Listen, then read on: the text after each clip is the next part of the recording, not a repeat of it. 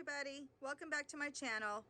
This time we're filming from the Dewdrop Inn, my daughter and son-in-law's new little tiny house kitchen, so that we can show you these cute little gnomes. They're little macrame gnomes and they're fairly easy to make, and I'm going to show you how to make them.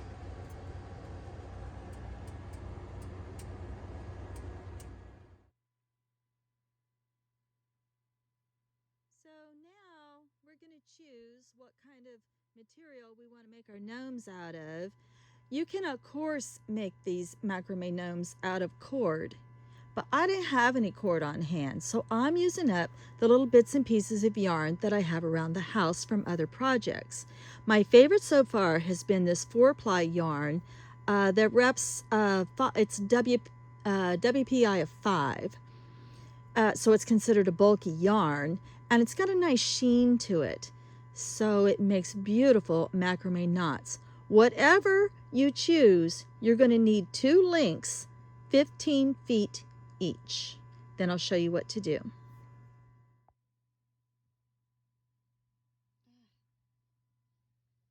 Kitty, grasshopper, isn't there something you could be doing outside?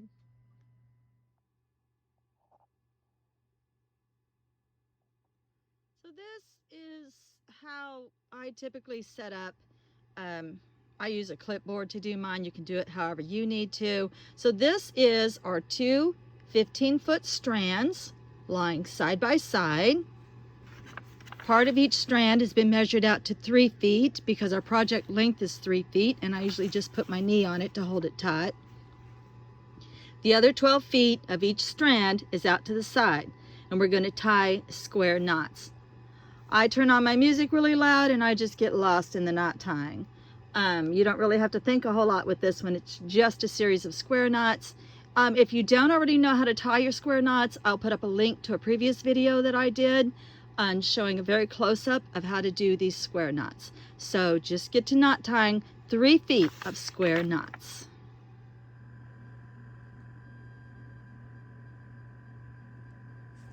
Because my loop is on this side, that's how I know to start with this side when it comes to square knot. So I pick up from the right, cross over, take my left, lift up, and go under everything. And you see how it looks like a square? Always keep your tension the same. Now see, that loop's on that side now, so I know to start with this side. So I just cross over, pick up from the other side, pick it all up, scrunch it under. It looks like a square. My loop's on that side, so this is the side I start with on the right.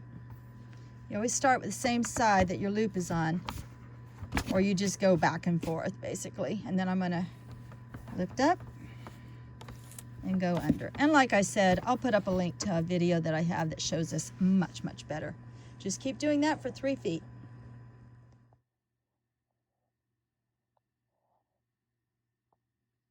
Now, didn't we get a pretty sheen out of that? A really nice knots. So what we're gonna do now is we're gonna take this 3 feet of square knots and we're just gonna fold it up accordion style until it starts to resemble our gnome's hat. Takes a little practice.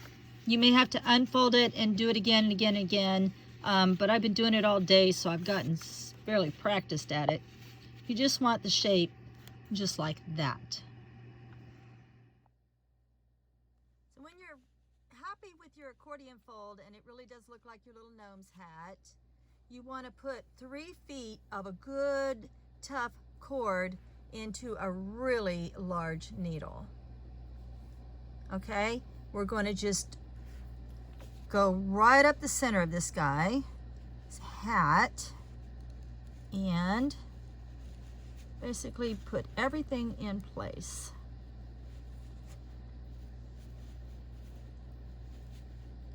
And you want to try to come out as close to the tippy top as you can, because that's where you're going to hang it from.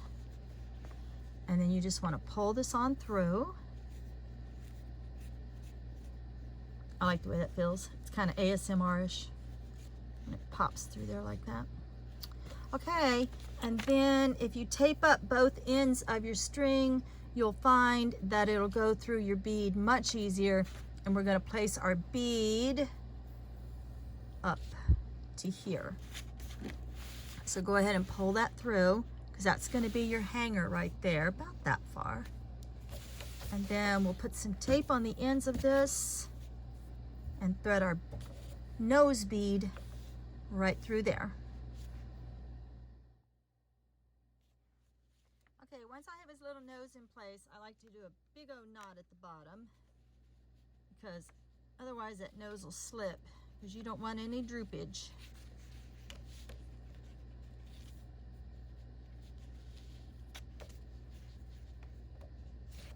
And then everything has to come down to that. And then I'll tie it one more time. You can use purple cord if you have purple hat. It's just, this is the cord that I have. And then at the top, we're just going to cut that off.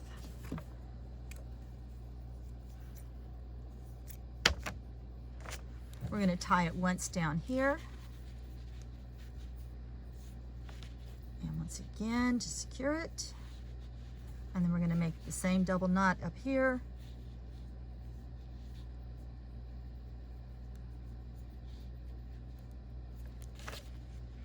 And there we go. Now we have to do is cut out some 10-inch pieces for his beard.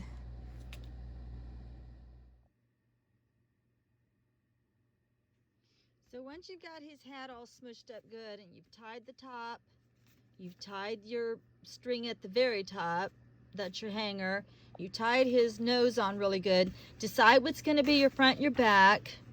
If I can see any thread through there, I usually make that be my back.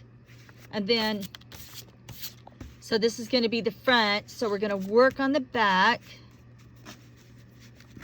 And I'm going to take a hot glue gun and I'm going to glue up my little loose edges, probably just right through here and right through here.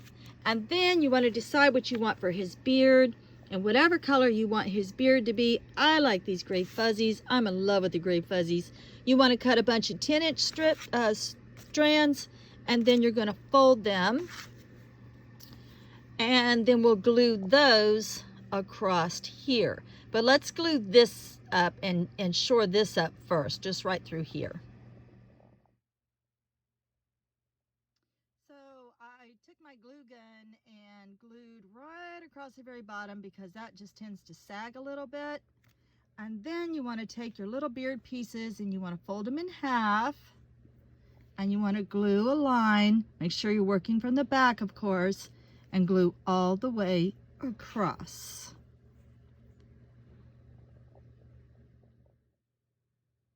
I apologize for the shadow, but I just only have one overhead light in here.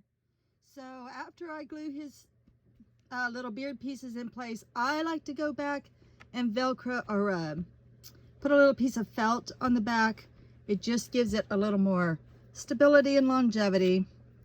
All right, get ready to say, oh,